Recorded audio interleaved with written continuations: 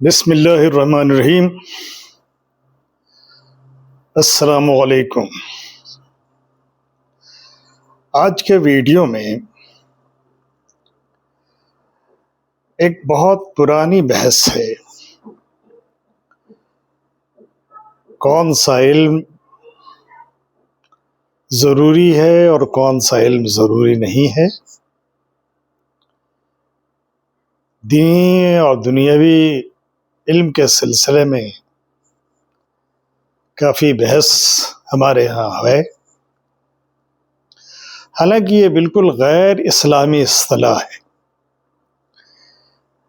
اسلامی اصطلاح کے مطابق علم کو دو حصوں میں بانٹا گیا ہے، ایک علم نافع اور دوسرا علم غیر نافع، یعنی وہ علم جو آپ کو فائدہ پہنچاتی ہو اور وہ علم جس کے حاصل کرنے سے کوئی فائدہ نہ ہو۔ تو آج کے ویڈیو میں علم نافع کے حصول کے سلسلے میں آپ سے گفتگو کروں گا۔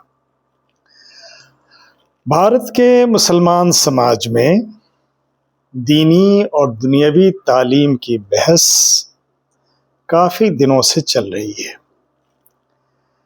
جب یہ کہا جاتا ہے کہ تعلیم حاصل کرنا فرض ہے تو سوال ہوتا ہے کہ کون سی تعلیم فرض ہے۔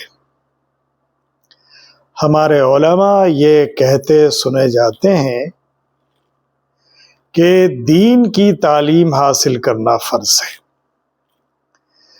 جبکہ جس حدیث میں تعلیم کو فرض قرار دیا گیا ہے اس میں ایسی کوئی تقسیم نہیں کی گئی ہے، بلکہ صاف اور سیدھے الفاظ میں حضور نے تمام مسلمانوں پر، جس میں عورت اور مرد دونوں شامل ہیں، پر تعلیم کو فرض قرار دیا ہے۔ تعلیم کے معاملے میں قرآن و سنت میں دین اور دنیا کی تعلیم کا کوئی فرق نہیں ملتا ہے۔ ہاں، حدیث میں علم نافع اور علم غیر نافع کی بات ضرور کہی گئی ہے۔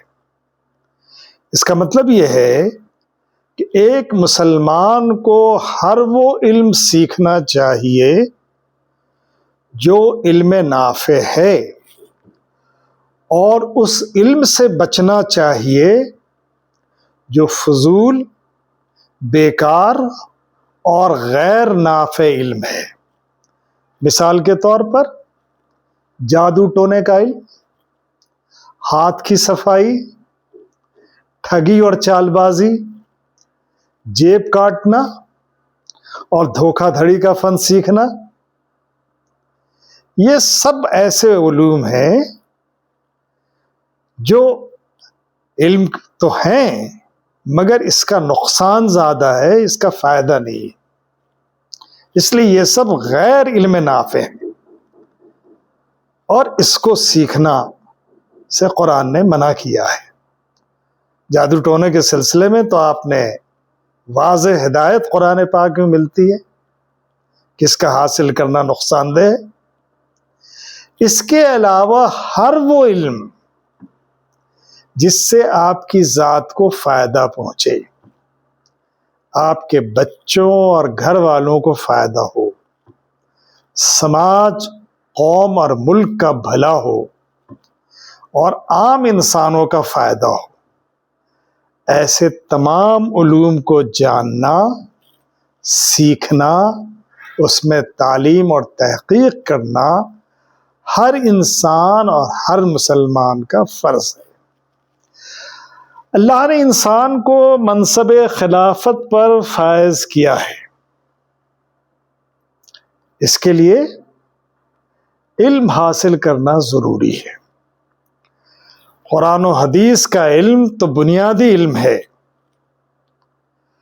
اس میں جو لوگ عالم دین بننا چاہتے ہیں، حافظ، قاری، مفتی، فقیہ اور دیگر اسلامی علوم میں مہارت حاصل کرنا چاہیں تو ان کے لیے میدان کھلا ہے۔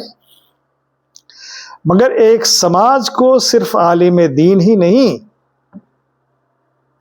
بلکہ ڈاکٹر، انجینئر، وکیل، پروفیسر، فلسفی، سائنسداں، دانشور اور تمام تر علوم و فنون کے ماہرین کی ضرورت ہوتی ہے۔